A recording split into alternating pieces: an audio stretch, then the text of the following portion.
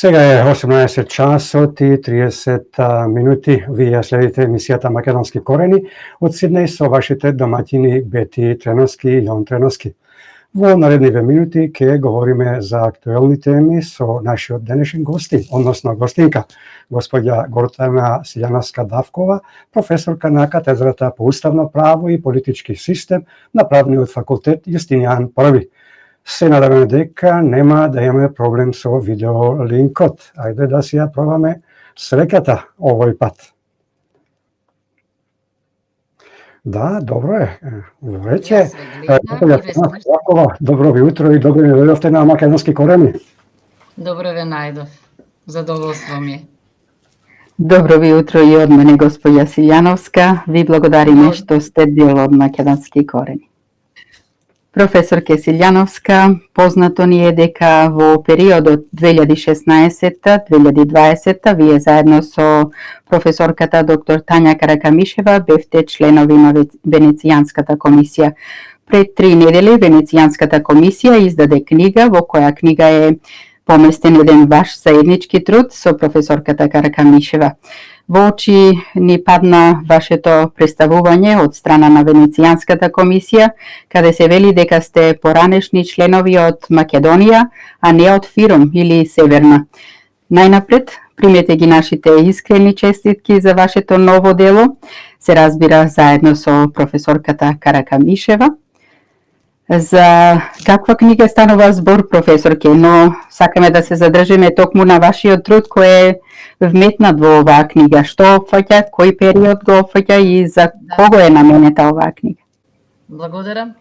Значи, јас бев член на Венецијанската комисија од 2008 до 2016 година, а потоа професорката Каракамишева беше следните неколку години. Книгата што е? Книгата е така значи мандатот е, како што гледате, 4 години, јас бев 2 мандати, професорката беше 1 мандат. Книгата е она што ние го нарекуваме во правото на латински amicus curiae brief, односно е посветена на 30 годишнината од постоењето на Венецијанската комисија, која е формирана на почетокот на 90-тите години со намера да им помогне на државите што излегоа од бившиот комунистички блок во креирањето на устави по мерка на така наречениот либерален конституционализам. Ако е за укажување, чуден е феноменот дека ниту една уставна измена, освен 2014 година, не се нашла на агендата на Венецијанската комисија, значи никој од Македонија не барал, дури ни 2001 година, кога се внесени битни измени на уставот врз основа на рамковниот договор, ниту ако сакате последните измени, што е шокантно, на уставот врзани за Преспанскиот договор, не се испратени до Венецијанската комисија. Но до Венецијанската комисија стигна законот за употреба на јазиците, се разбира, моите колешки и колеги, не постапуваа како венецијански трговци, како што пишува во чувената книга на Томас Ман, туку како врвни правници и дадоа голем број сериозни забелешки. Тогашната министерка за правда вети дека дури и постфестум ќе ги вградат, односно ќе го изменат законот за употреба на јазиците, не дојде до тоа.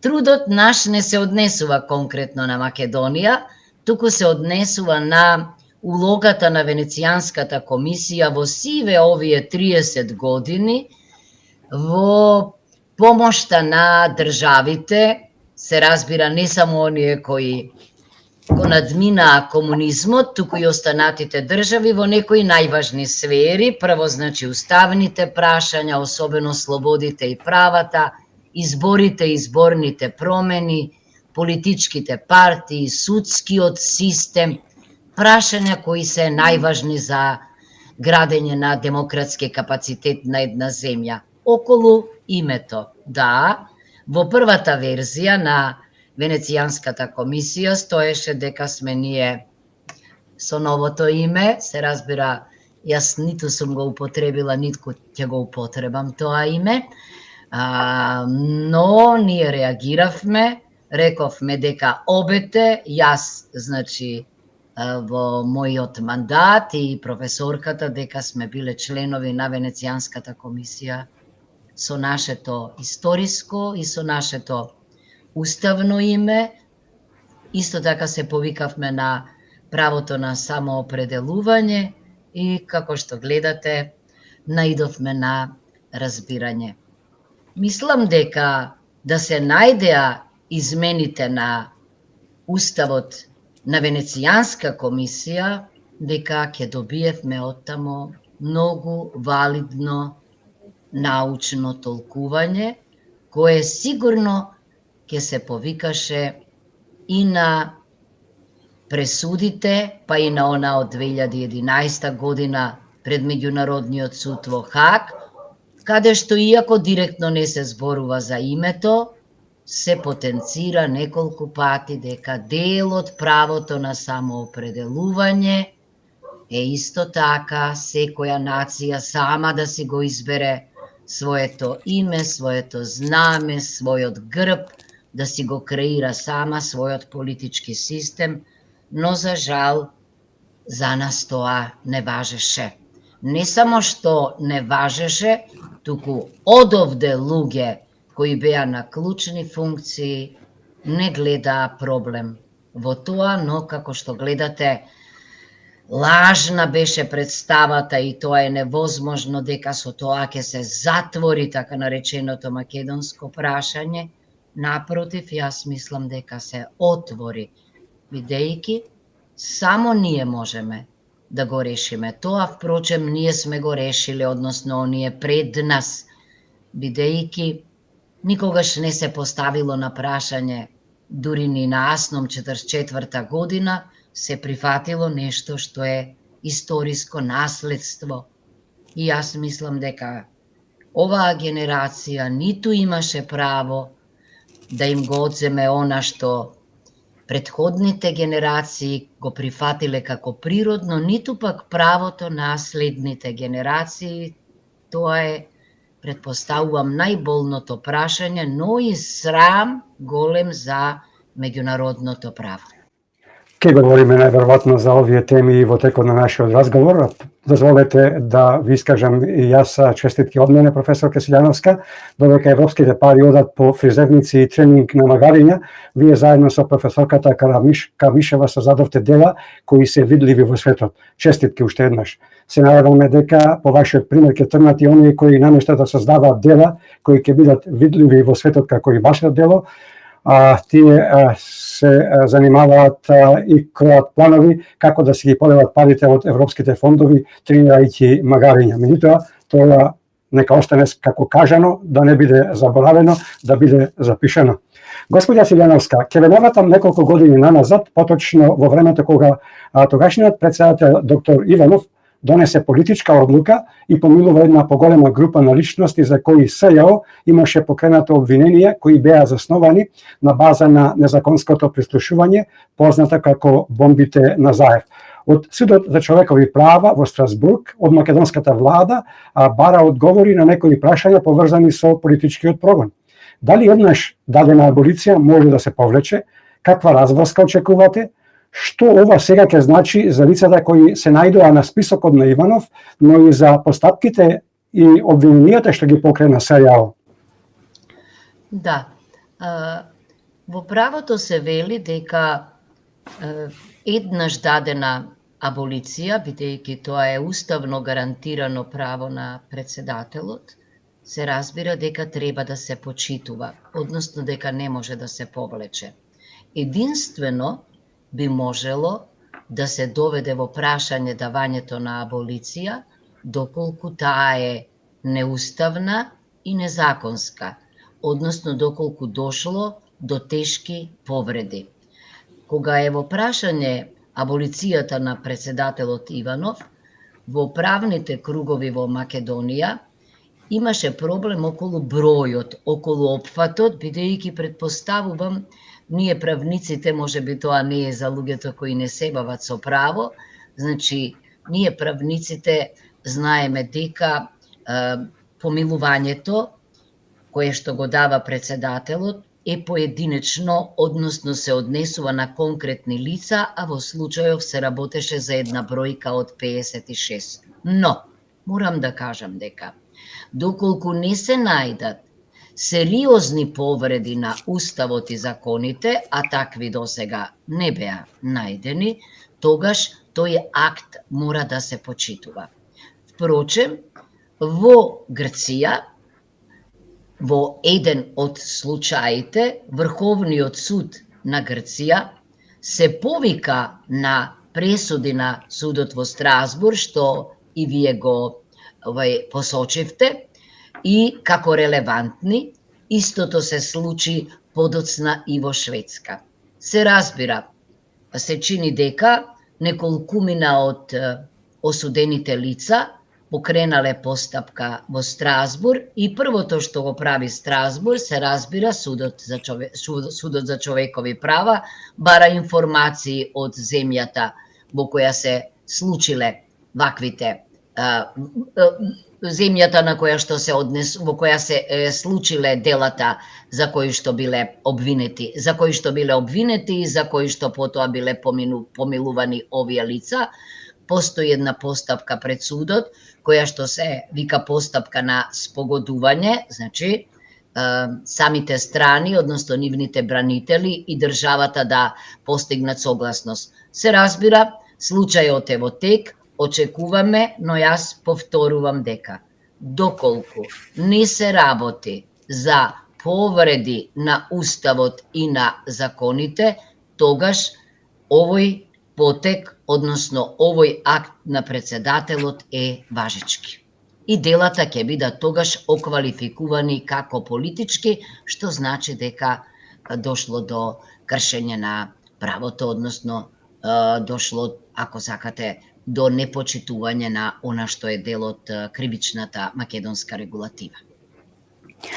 Професорке Силјановска, вие како пратеничка во Законодавниот дом на Република Македонија, но пред се како професорка по уставно право, која легнува и станува со законите и владењето на правото, кога излегувате на говорница во Законодавниот дом, во сите ваши дискусии се водите од правото, законите, нивно толкување, почитување и се разбира спроведување.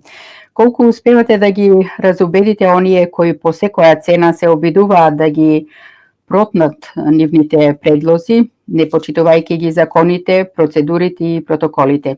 Какво е чувството да се биде во група на еден дел, да речам мнозински дел, во Законодавниот дом, избрани од народот, за да бидат народни пратеници и да ги застапуваат народните интереси, а тие наместо тоа си тераат друга своја агенда? Ќе успеете ли да ги описмените кога станува збор за владење на правото и законите? Знаете што, пред да влезам во парламентот, пред вратата тој ден, најдов на прашање новинарско што ќе правите внатре. Мојот одговор беше куз дека ќе се обидам да ги вознемирам, зошто? Бидејќи, за жал, со децении, а особено овие последни неколку години, тешко дека може да зборуваме за законодавно тело и за школа на демократијата.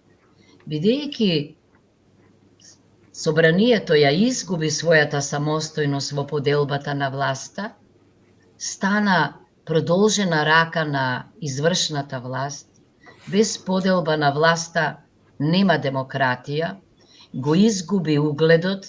Јас во една прилика реков дека личи на куќа без разрушена куќа без прозорци. Тоа е термин што ние професорите го употребуваме, особено француските, за Третата и Четвртата Француска република, кога исти луѓе со децении се менувале на различни функции и не можете да очекувате промени од нив. Значи, влегов со просветителска мисија интересно, но во овој парламентарен состав не можам да не кажам дека во пратеничката група на ВМРО ДПМНЕ покрај мене има и уште двајца независни пратеници, меѓутоа има и луѓе кои некогаш ми биле студенти, кои биле извонредни студенти. Значи има човечки материјал кој што има слични убедувања како и јас. Што може да се постигне? Се срамам да кажам понекогаш, се срамам од студентите, понатаму понекогаш дури не знам дали професијата што сум ја обожувала оти за мене да бидете учител, да учите, ама и да учите од студентите, да ги воспитувате, ми се чини нешто врвно, оти јас верувам во политика во рамките на правото. За таква политика влегов во собранието, многу тешко е кога првиот човек кој што треба да биде прв меѓу еднаквите, чуварот на деловникот, чуварот на законите и на уставот, не води сметка за деловникот. Чудно е кога голем дел од пратениците, наместо да се водат од уставот и законите, се водат од политичките интереси. Меѓутоа, се разбира, јас сум борец. Мислам дека реформата треба да почне од собранието, од нас, бидејќи тоа не смее да биде фабрика за хартија, закони што немаат конституционалистичка суштина во себе и кои што на некаков начин не само што не го почитуваат уставот, туку низа одредби од него, а исто така и од деловникот, кој што е своевиден устав на собранието, не го почитуваат, да се борам. Мислам дека е тоа просветителски и дека допира до граѓаните. Како ќе се одвиваат нештата, не можам да претпоставам. Меѓутоа, замислете, досега сите предложени закони биле предлагани во скратена постапка.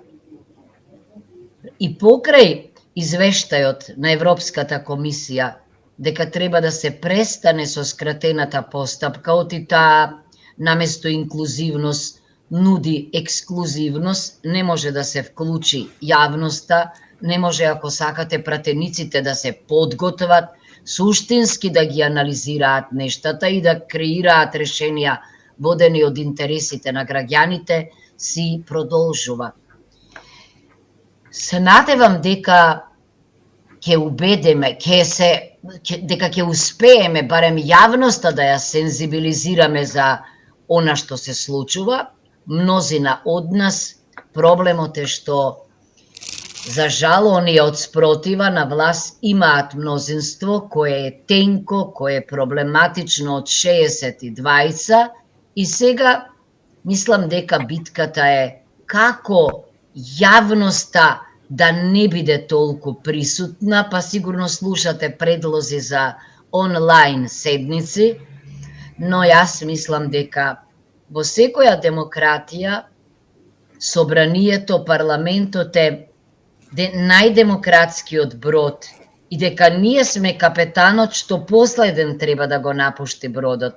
Ако функционираат градинките, ако функционираат болниците, ако луѓето одат на работа, јас мислам дека особено ние кои што мораме да се водиме од начелото дека седниците на собранието се јавни и дека граѓаните треба да имаат удел, да не следат во она што го правиме, треба да бидеме последните што ќе си заминат дома. Зошто? Бидејќи да, има и во други држави онлайн седници, но ако процедурата се крши пред очите на јавноста, можете да замислите што ќе се случи ако јавноста ја нема. Госпоѓа Силјановска, вице-премиерот Ардан Груби пред неколку дена даде една изјава која по се изгледа даде одговор на едно често поставувано прашање. Зошто оние кои се запослени според рамковниот договор си седат дома и земаат плата според народната седи дома, нишај врата и земај плата. Наиме, Груби изјави дека, цитирам, законски не можат да се избркаат рамковните ако одбијат да работат. Што нуди законот и уставот тука? До кога ќе се поигруваат со живците на македонскиот народ, особено после најавата пред неколку дена за нови 800 вработувања во администрацијата, од кои повеќето треба да бидат албанци? Интересно прашање, не знам дали го чувте мојот коментар, дури спомена дека тоа прашање требало да се реши со лекс специјалис, а јас му реков вашиот лекс специјалис е лекс илегалис.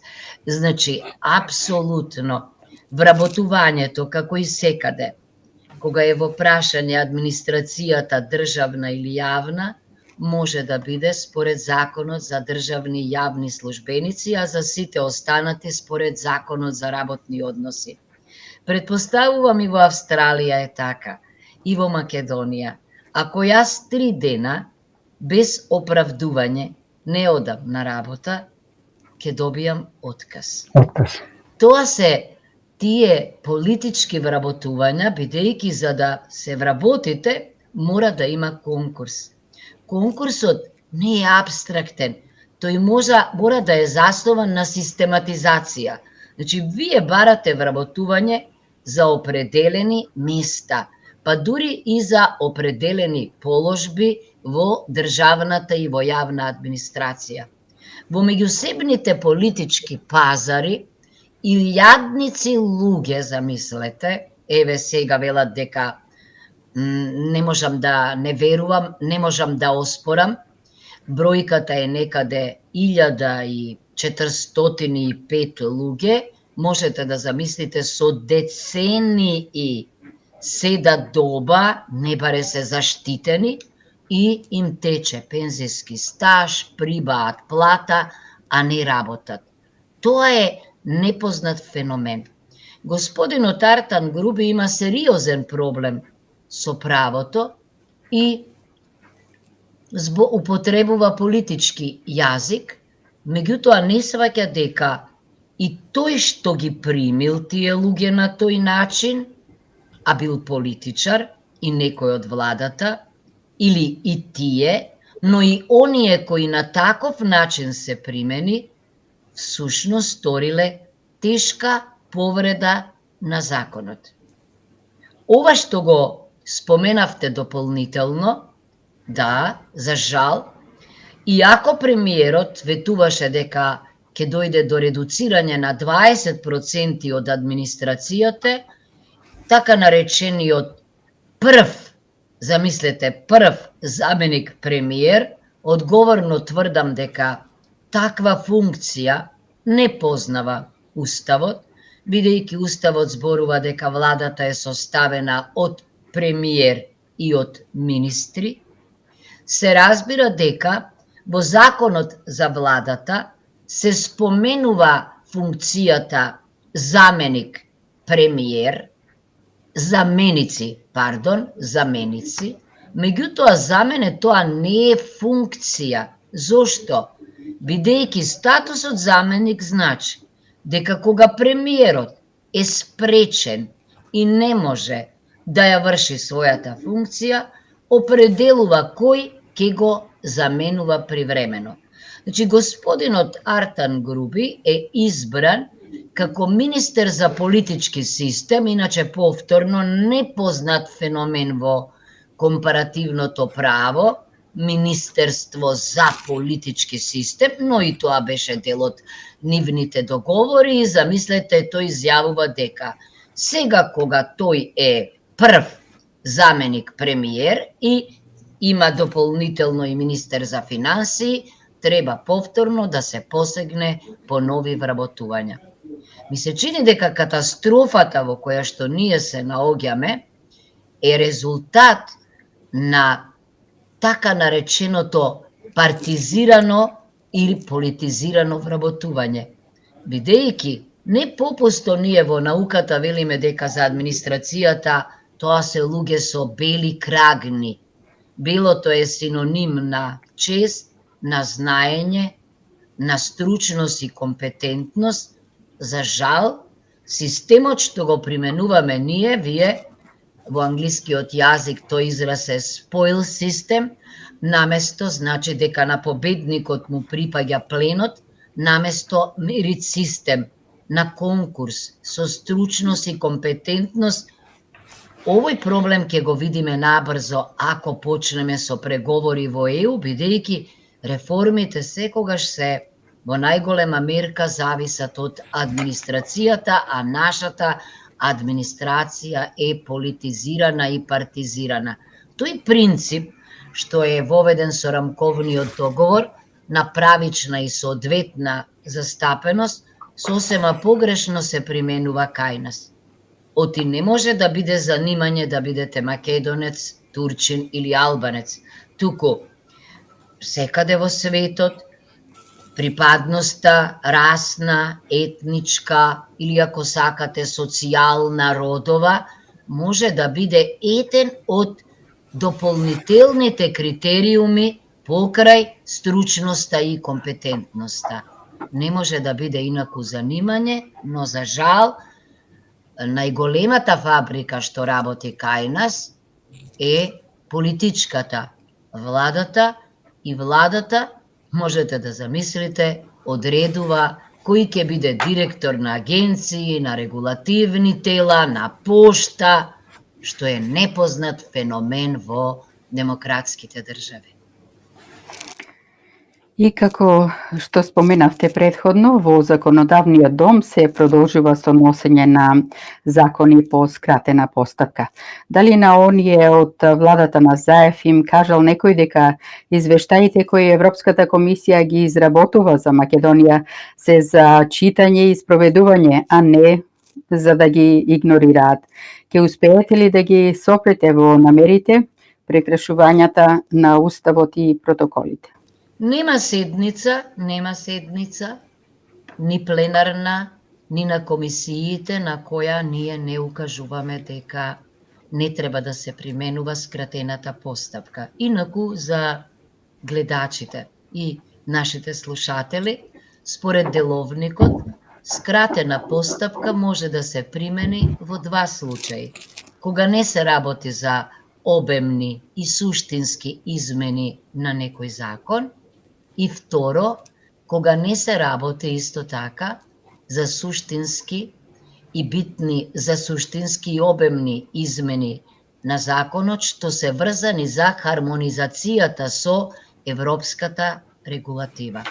Ќе ви дадам пример за бизарно кршење на овие одредби. Еве, законот за употреба на јазиците беше донесен во скратена постапка. Тоа значи дека сите закони и во Австралија, и во САД, и во Македонија се носат низ така наречени три читања, three readings. Во случајот на скратената постапка, второто и третото читање се обединуваат. Значи, нема можност за поширока анализа и разгледување. Тоа го воочува, значи, Европската комисија и ни сугерира да пристапиме кон редовна постапка за донесувањето на законите, меѓутоа ним постојано им се брза. Жртва се разбира тогаш е правото. Да, ќе продолжиме да им укажуваме дека е тоа недозволива постапка. Зошто? За тоа треба да се грижи пред се председателот на собранието, бидејќи во деловникот има одредба дека ако се работи за хармонизација со европската регулатива, мора точно да се наведе директивата со која се хармонизира регулативата. Еве, јас кажувам, и тогаш кажав, не постои директива за јазичните прашања, но тие се измислија во предлогот дека во стратегија на владата ова прашање било утврдено како европско прашање. Наместо председателот на собранието да го врати таквиот предлог и да бара според деловникот во рок од 15 дена да се наведе регулативата точно, да постои подпис на надлежниот министер, во спротивно, како да не е предложен законот, тие тогашниот председател на комисијата, најактивната за европски прашања Артан Груби, во договор со председателот, тоа си го истера. И замислете, ние со обичен закон сушност воведовме втор службен јазик. За прашања врзани за грб, знаме, химна, потребни се закони со двотретинско, што се носат со двотретинско мнозинство. Со обичен закон, во скратена постапка, плюс без така наречен вакацио легис, односно најмалку 7 дена од објавувањето на законот до стапувањето во сила, не баре устав, си напишаа дека законот стапува во сила со моментот на донесувањето и без да го чекаат мислењето на Венецијанска комисија, ако воопшто тогаш имаа побарано, бидејќи не убедуваа, си го усвоија законот. Тоа беше во пакетот врзан за Преспанскиот договор, бидејќи тоа беше една погрешна филозофија на Нати Дајми, само за да се собере потребното мнозинство квалификувано од 80 гласа за изгласување на уставните измени, повторно спротивно на уставот и на деловникот. Зошто референдумот беше неуспешен. По кој знае кој пат, повторувам. За да успее референдум кај нас, потребно е да се исполнат два услови. Не само да има мнозинство од излезените, туку, значи, на референдумот да излегле мнозинството од електоратот. Вториот услов не беше исполнен, зашто ние, меѓу кои јас, не сакавме воопшто да дадеме легитимитет на нешто што не може да се менува на таков начин. Според деловникот тогаш во рок од 60 дена, сите акти и активности на парламентот и другите органи треба да се усогласат со резултатот од референдумот. Тие се продолжија со постапката, не баре резултатот не беше неуспешен.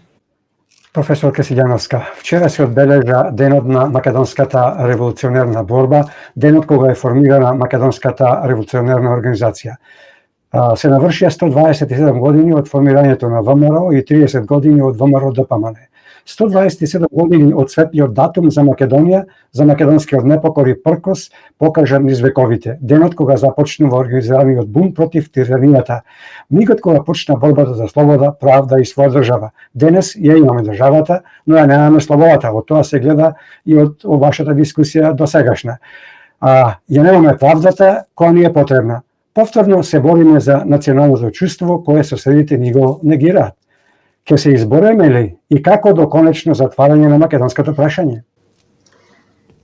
Срамно е, да бидам искрена, не само за нас внатре, не мислам за вас, туку мислам и за меѓународната заедница, во 21. век да се расправа за име и за други битни символи на еден народ.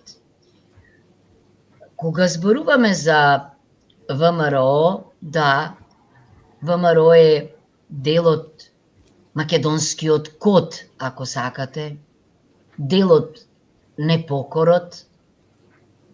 И сега, замислете, јас дури велам и на ниво на здрав разум, кога се проблематизира дали внатрешната македонска револуционерна организација и нејзиниот најголем символ Гоце Делчев, дали сега се проблематизира биле македонска творба, дали бил македонец или не, јас вака велам, видите, се разбира во поглед на нашиот сосед Бугарски. Знаете што, не се вика ВБРО, внатрешна бугарска, ајде, еве на ниво на здрав разум, туку се вика внатрешна македонска револуционерна организација, што значи субверзивно ткиво. Јасно е тоа. Ако било Ако била борбата за Бугарија, немало логика во потезите што се случувале и во прогласувањето на Крушевската република, а и подоцна, ако сакате, да не зборуваме значи за народно-ослободителната борба, ги знаеме позициите на бугарската држава. Никогаш ми се чини поактуелно ова име не станало, не само сега за партијата ВМРО ТПМНЕ, туку ако сакате за секој македонец. Тажно е кога гледаме дека настани од историјата, што и покрај COVID-19 требало да се одбележат на најсвечен начин, да не говорам, веројатно слушавте за 11. октомври, годинава не беа ни доделени не беше доделена државната награда 11. октомври. Повторно аргументацијата е дека заради COVID-19 не можело тоа да се стори, не верувам. Се разбира дека не може некој од надвор, па макар и сосед да отвара или затвора прашање што се однесува на нас. Ке ве насмеам за една моја дискусија во Венецијанска комисија. Кога отидов на првата седница и кога кажав, ме представи председателот Хелгесен, колешката моја од Грција, многу позната професорка, вели, I'm also from Macedonia. И јас реков, да, вие сте од регионална, ама јас сум од државата. На светот нема друга држава што го има името Македонија. Ако толку им значело, велам, на грците и на бугарите името, а многу порано од нас создале држави, особено Грција, по значи, по векот на распаѓањето на Отоманската империја уште 1830 година, би го зеле тоа име. Не, никој не се идентификувал. Значи, ние велиме во науката, се споредува држава со држава, регион со регион. Знам дека има неколку региони Македонија во Соединетите Американски држави, ама држава нема, народ нема. Значи, современата нација настанала во 19. век, порано или подоцна, крајот на 18. и 19. Ние сме го наследиле тоа име и мене ми е многу жал, ама ним треба да им биде срам како повторно и повторно го отвараат ова прашање. Добрососедски односи не се градат со ултиматуми и диктати, туку со почитување. Значи, секој има право, секоја нација, на историја по свое. Бугарите може да си слават што сакаат, како сакаат, да се перцепираат. Ние во тоа не се мешавме.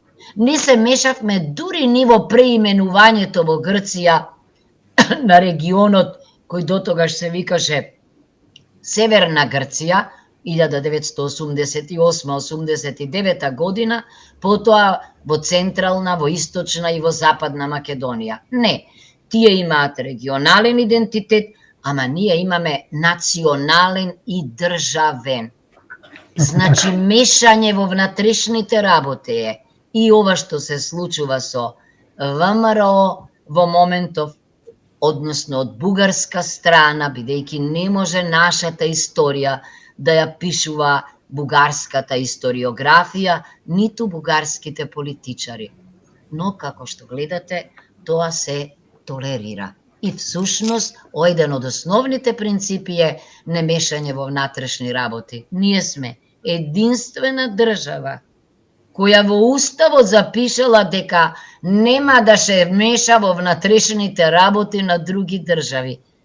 Напротив, ако една од темелните вредности на нашиот уставен поредок е меѓународното право, тоа се подразбира, ама се подразбира дека нема да дозволиме и во нашите внатрешни работи некој да се меша. Но оваа политика, особено премиерот, чинам дека нема нешто во име на реториката, бидејќи реторика е да викате ние сме за ЕУ, ние сме за НАТО, а всушност политиката што ја водите нема ништо заедничко со демократските стандарди. Да заклучам, ние мора да бидеме стандардна европска држава, не екзотична, не суи генерис, туку како сите останати. За жал, во моментов, ние сме слаба држава и ако продолжи ваквата политика, ние ќе станеме она што вие велите failed state, пропадната држава.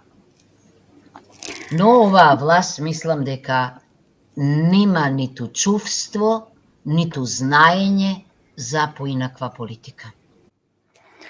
Го зачнавте предлогот онлайн работата на Собранието, професор Кесилјановска. Каков е вашиот став, но пред се што вели Уставот и протоколот за брањето на власта за онлайн работата на Собранието на Република Македонија и зошто владата на Заев толку многу притиска за онлайн собраниски седници? Поради COVID-19 или сосема друга е причината? Не мислам дека е COVID-19 основната причина, за жал. Мислам дека причината е политичка, да може агендата што ја зацртале, да ја реализираат надвор од очите на јавноста. Голема разлика има во работата на владата, која не мора да е јавна, и во работата на Собранието, кое што треба постојано да биде пред очите на јавноста. Јас исто така си го ценам собственото здравје. Верувам дека и останатите пратеници. Но не можам да не кажам дека, ако се споредуваме со другите институции, да не говорам за фабриките за текст, обраќајот во кои што за автобусите, во кои што не се почитуваат никакви речиси мерки на заштита. Да не зборувам, реков, за училиштата во кои што има исто така и настава in vivo, а не само онлайн настава. Да не зборувам за сите други институции, приватни или државни. Сепак, Собранието е една од најзаштитените институции. Чинам дека оној случај или 3 случаи на пратеници апсолутно не може да се врзат за ситуацијата внатре, туку за ситуацијата надвор. Веќе споменав брод и капетан. Значи, јас одговорно тврдам дека во Собранието има услови за работа во живо. Например, замислете, најголемата собраниска сала, бидејќи ние сега работиме во една сала која што е сместена на врвот од Собранието, така наречената, значи, купола. И таму има соодветно растојание, сите се придржуваме до протоколите што се однесува до маски, до средства и така натаму. Не мислам дека ни е загрозено здравјето. Сега кога ме прашавте низ призма на Уставот, знаете ли што ќе значи за низа одредби од деловникот кои не може да се реализираат? Еве пратенички прашања, например. Или како ќе се контролира присуството на пратениците? Како ќе се контролира дали при гласањето не е извршен притисок, например, и слично? Ако некој мисли да го сведе Собранието само на гласачка машина, тогаш да одиме да работиме онлайн.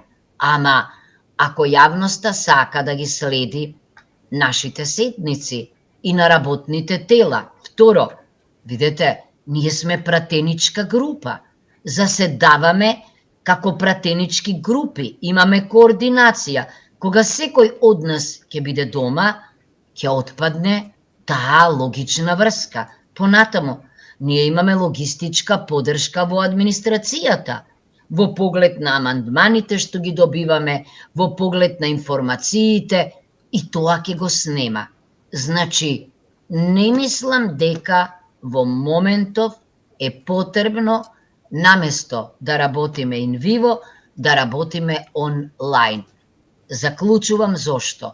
Не е тоа толку поради заштитата, бидејќи за мене и новите мерки од типот дека на улица треба да носиме маски, добро, иако не мислам дека е тоа голема закана дека има на улица ако јас избегнувам луѓе или ако рестораните треба да работат 1 час помалку, дека е тоа некоја голема заштита. Не, во текот на ковидот, всушност, најсиромашните беа најмалку заштитените, бидејќи не можеа ниту средства за хигиена, можеби, ниту маски да си приуштат. Имаше дискриминација за време на ковид кризата. Сега да, бројките со кои се соочуваме ние се многу повисоки од што во претходните месеци.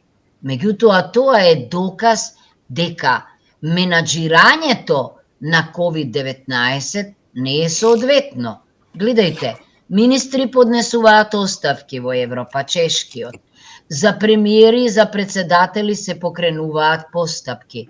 Меѓутоа, кај нас дури и одлуките на комисијата, која што беше формирана за здравствена заштита, односно за справување со COVID-19, мислам дека повеќе не беа автентичните оние одлуки кажани од ова тело, туку секогаш политиката имаше свое влијание. Јас мислам дека, значи, процесот на менаџирање не е како што треба. Зошто? Затоа што и во самата комисија имаше политика. И сега се уште има, и во одлуките има. Ако им го препуштиме менаџирањето на оние на кои здравствената заштита им е живот, мислам дека резултати ќе има. Да не говориме, веројатно сте запознати со екзодусот на медицинскиот кадар од Македонија во европските држави, и тоа докажува дека овде немало правилна здравствена политика, зашто најдобро со COVID-19 се справуваат државите со добро јавно здравство. Ние имаме приватни здравствени институции во кои многу мал процент на луѓе може да се лекуваат, меѓутоа по јавното здравство направивме погром, си заминаа лекарите или во приватните, или заминаа по светот. Значи, таква е ситуацијата. Господја Силјановска, времево малку не победува, а имаме уште 15 минути. Некако никогаш доволно време со вас, професорите. Секогаш имате начин како тоа да го објасните. Можете да не предупредите кусо да објаснувате. Ево имам уште неколку прашања, па можеби на овие следи две прашања нема да се задржите многу. Инаку власта ја обвини опозицијата за блокирање на законот за заштита на населението од заразни болести. Вие сте независен народен пратеник и сте во директен контакт со сите пратеници во собранието. Точно ли е тоа дека се прават обструкции или тоа е само спин на владата и на пратениците од парламентарното мнозинство? И што се случува со тој закон, односно измената на тој закон, и за какви предлог мерки станува збор? За конкретни и суштински мерки кои ќе придонесат во борбата против COVID-19 пандемијата, или пак за мерки кои ќе донесат само повеќе финансии во државниот буџет, кои би дошле од казни за непочитување на тие мерки кои ги предлага власта? Не, еве ќе ви кажам, всушност не е точно дека се прави обструкција, бидејќи законот не бил ставен на дневен ред. Не се работи за суштински измени, бидејќи вчера ми укажавте, еве јас веднаш, како правник, нели, си го зедов предлог законот за измени пред мене. Не, одредбите се однесуваат на следново. Се однесуваат дека заболените од COVID-19 задолжително ќе треба да се лекуваат во јавните здравствени установи, а само по исклучок, ако има дозвола за интензивна нега, дека ќе може и во приватните, па дури и во домашните услови, еве тоа е едната измена. Понатаму дека инспекцијскиот надзор над угостителската дејност, ја споменав, 1 час помалку ќе ја врши државниот пазарен инспекторат. Одредбите се однесуваат и на другите инспекцијски служби за труд, за транспорт, бидејќи ние, да речеме, постојано велиме дека треба да има повеќе возила во јавниот транспорт, да има поголемо ограничување на луѓето што ќе го употребуваат овој транспорт, глобите се зголемени, барањето за маски на отворено, значи кафеаните до 23 часот.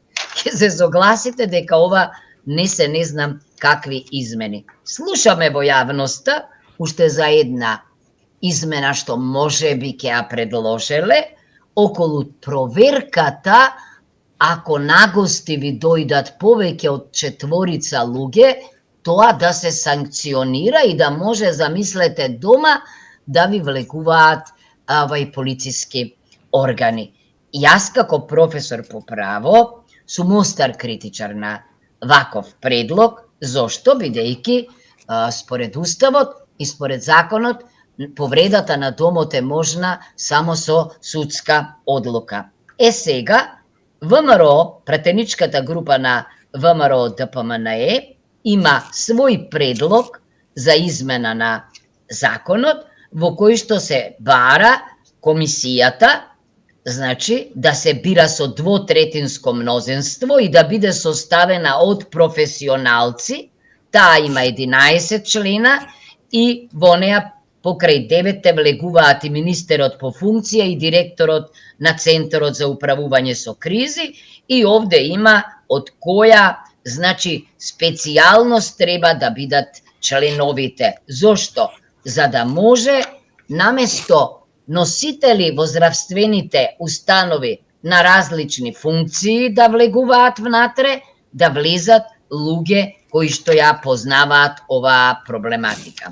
Да заклучам, никаква обструкција не правиме, напротив, нема проблем да се подржат овие мерки, не знам, не се ни какви големи, мандатот ќе биде 6 месеци над комисијата, треба правилник да има, ми затоа ви ги презентирав конкретно, мислам дека е тоа само изговор.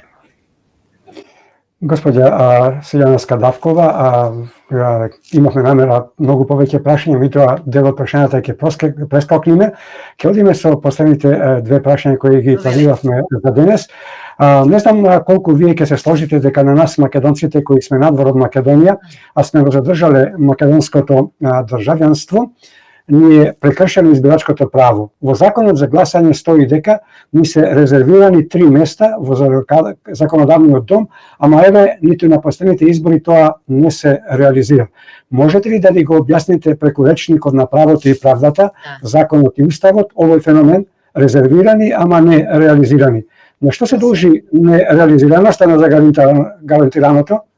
Одма ќе ви кажам, особено што ова ми е специјалност, јас сум експерт на Обединетите нации за избори. Значи имаме ние изборен законник од 2006 година па навамо, кодифицирано ни е изборното законодавство. Никој не може на членовите на диаспората да го одземе избирачкото право, ни активно, ни пасивно. Проблемот лежи во законот. Погрешано е, дискриминаторски одредби има и во кон вас во однос на нас внатре, во 6 изборни единици, но и меѓу самата диаспора. Имено, се вели дека, за да се добие првиот од тие божемно, ставете ги под наводници, резервиран мандат, треба надвор да се освои барем толку гласови колку што добил некој во изборната единица со најмалку гласови. Вториот дупло, третиот треба да добие 3 пати повеќе гласови од најмалиот број на гласови во Македонија. Пример ќе ви дадам да не зборувам. Најчесто со најмал број гласови во Македонија се победува во изборната единица 6. Да речеме, овој пат дури и под 4, некаде околу над 4000 гласови доби значи со толку гласови, со над 4200 или колку се влезе во парламентот. Зошто? Заради големата абстиненција на македонците во 6-та изборна единица. Тоа е спротивно на изборното право, бидејќи треба да постои еднаквост на гласот. Во првата изборна единица кај што сум избрана јас, над, значи речиси 15, некаде околу меѓу 10.000, во другите, во некои 10.000, 8.000, 12.000, можете да замислите каква разлика е таа. Да се вратам на вашето прашање. Како може да се реши проблемот? Прво, ако се местата резервирани, тие мора да се остварат. Не може нешто да е резервирано, а да не се реализира. Тоа е апсурдно. Како ќе се реализира?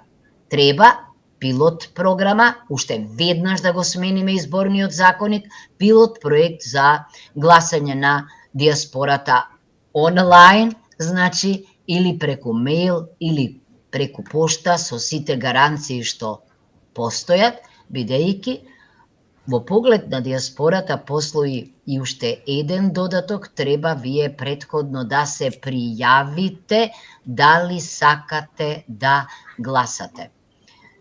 Ако знаеме дека ние немаме амбасади во сите држави, немаме конзулати, дека оддалеченоста во Австралија од местото, од амбасадата или конзулатот е фантастична, значи не може да се реализира, мислам дека ова е единствениот начин. Јас се чудам како некој од вас не покренал постапка пред судот во Страсбург за кршење на избирачкото право, и има такви примери од други земји. Слушав и една чудна недемократска теза дека не треба диаспората да гласа, треба, значи, да помага во буџетот, а не треба да гласа, но воопшто тоа не е прифатливо за мене. Вие сте државјани, да, во некои држави не може да се гласа како во Германија, значи се забранува тамо да се организира гласање, нели, во Германија за друга држава, но ние според законот дозволуваме двојно државјанство, но најважното е, вие сте нашите европјани, вие сте нашите признати луѓе, вие сте нашите амбасадори, вие сте можеби најквалификуваниот дел, бидејќи најспособните за жал заминале, а оние кои нема каде да одат, не секогаш остануваат. Земја која што има поголем број на диаспора во диаспората, одошто дома или барем толку, треба посебен интерес да вложи за диаспората и веројатно сте ги чуле моите предлози, треба да има во парламентот комисија, тело за диаспора, треба да има министерство за диаспора, треба кај председателот да има такво тело, треба во социјално-економскиот совет во владата да има представник на диаспората.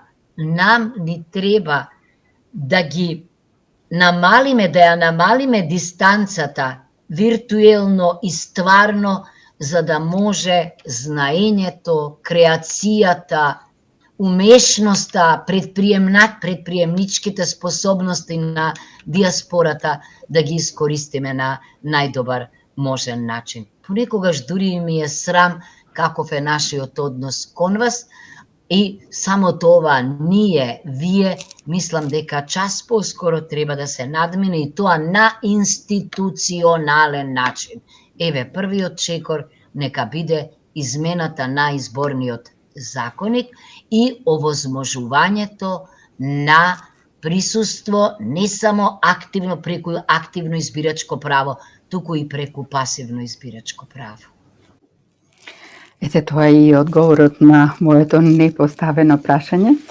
И сосема за крај, професор Кесилјановска, дали имате информации кои се причините пратеникот Игор Дурловски да го напушти собранието?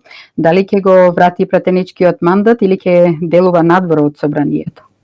Не, бидејќи во Македонија има пропорционален изборен систем, кога ќе поднесете оставка, тогаш следниот од листата влегува во собранието, мислам дека е од Струга следниот кандидат, не ги познавам. Причините се лични. Не можам да не кажам дека господинот Дурловски беше мета на големи политички притисоци, познато ви е, врзани за 27-ми. Да. Таа сага се уште не е завршена. Јас верувам во владење на правото, никогаш нема да се мешам во судството, но не можам да кажам дека таа квалификација за загрозување на уставниот поредок и тероризам, дури ни приучен правник не може да ја прифати. Тоа мора да заврши, а околу останатото не сум имала прилика, еве му пишав порака дека сакам да го видам, само рече дека кога велите вие дека ќе делува однадвор, мислам на што предпоставувам, на заложбите заради кои Игор и влезе во партијата. Прво рече дека случајот во кој самиот е дел му е приоритет, потоа ако се сеќавате проблемот ако воопшто може ние сами да имаме проблем со име, колку е тоа морбидно, да не кажам, прашањето за името, се разбира и европските интеграции. Не би можела повеќе да кажам, зашто само тој може точно да ви објасни кои се вистинските причини. Јас не го познавам добро Игор, но од она што го запознав, ми остави впечаток на човек кој што е посветен на истите нешта на кои сум посветена и јас, и пратеничката група, и партијата, која што дозволи да се кандидираме или која не кандидира, и тоа на водечките позиции. Ке ми недостига, се разбира, особено во сферата на културата, но се надевам дека контактите ќе останат и дека и понатаму нештата за кои што се залагавме ќе ги остваруваме надвор или внатре од парламентот, не е важно.